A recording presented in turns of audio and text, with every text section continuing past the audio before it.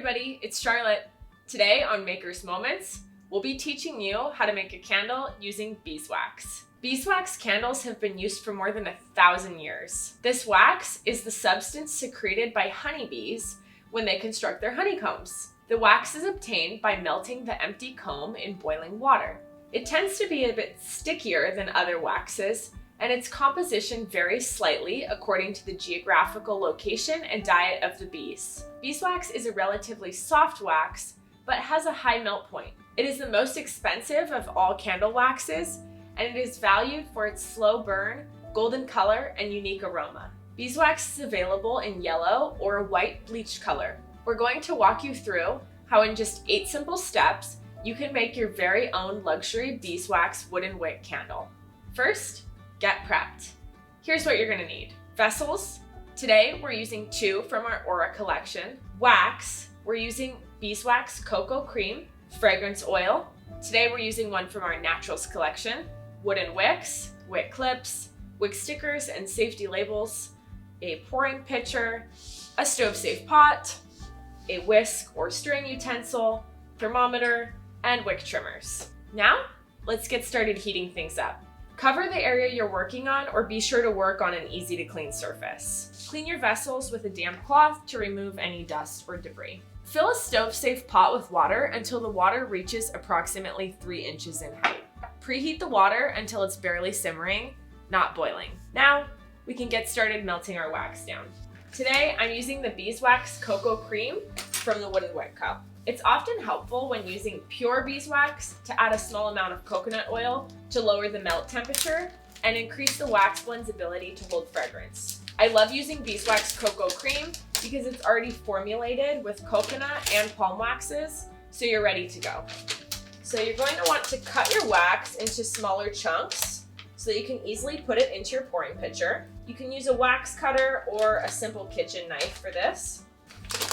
And then simply place the wax chunks into your pouring pitcher. The total ounce fill for each vessel is the equivalent to the amount of wax needed per vessel. For example, if you're using an 8-ounce vessel, 8 ounces of wax will be needed. If you want to determine how much wax you need for your vessel, you can fill up a measuring cup with water to find out how many ounces of liquid will fill that container. Or if you're using a vessel from the Wooden Wick Co., like I am in this tutorial, you can just look on the product page on our website for the ounce fill of that particular vessel. If you're using a flake wax instead of a slab, you'll need to weigh the flakes with a scale to determine the amount that you need to melt. For these 2 vessels, you're going to need a total of 20 ounces of wax. Carefully place your pouring pitcher into your water-filled pot and leave the pouring pitcher in the pot until the wax has completely liquefied and reach the appropriate mix and pour temperature for your wax type. If you're ever unsure about the mix and pour temperature for your wax, refer to the manufacturer or product page where you purchased the wax. If you're using the beeswax cocoa cream wax like I am in this video, the mix and pour temperature is 137 degrees Fahrenheit, which is 58 degrees Celsius. While the wax is melting, you'll want to assemble your wicks and place them into your vessel. If you've never used wooden wicks before, they're really easy to use since they stand straight up on their own with the help of our provided wick clips. For help with which wick to use, you can check out our wick selection guide online for suggestions on which wick is best for you. We've linked that below. For this candle, I'm using the Crackling Booster 0.03 in 0.625 inches wide from the Wooden Wick Co. I'm using this wick because of the way it performs with beeswax cocoa cream and because of the particular size vessel that I'm using. Understanding the relationship between wicks, wax, and your vessel size is key to successful candle making with wooden or cotton wicks. But it isn't all that hard at all. I've included a link below that's a great foolproof guide to picking the right wicks. Press the wick gently into the wick clip by rocking the wick from edge to edge until it's fully inserted into the wick clip. Next, take your wick sticker and adhere it to the bottom of your wick clip. Simply pull back the double-sided adhesive and place the entire wick clip assembly into the center bottom of your container. Now, let's check the temperature of our wax. Perfect. Once we've reached the perfect mix and pour temperature, it's time to stir things up. Remove the pouring pitcher from the pot with a heat-resistant glove. Measure and pour in your fragrance oil and stir briskly for 2 to 3 minutes. This prolonged stirring will help the molecules of the fragrance oil fully bind with the molecules of the wax. Today, we're using creamy vanilla and coconut sugar from our Naturals collection.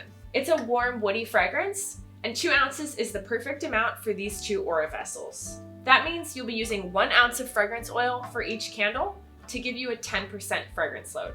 To dive into the math, the fragrance load of 10% is the amount of fragrance concentration in your total wax fill for each vessel. In this case, my Aura vessels each have a 10-ounce wax fill, making the ratio of fragrance concentration 1 out of 10. 10% of 10 ounces equals 1 ounce. This is an excellent fragrance load that will give you both a powerful hot and cold throw.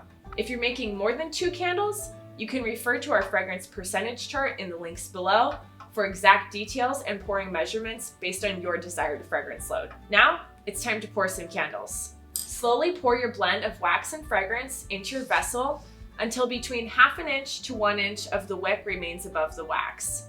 This can vary a bit depending on your personal preference and the vessel size. In bigger vessels, it's normally best to leave about 1 inch remaining above the top of the vessel, but if you're using a votive or a shorter vessel, 1/2 inch should be sufficient.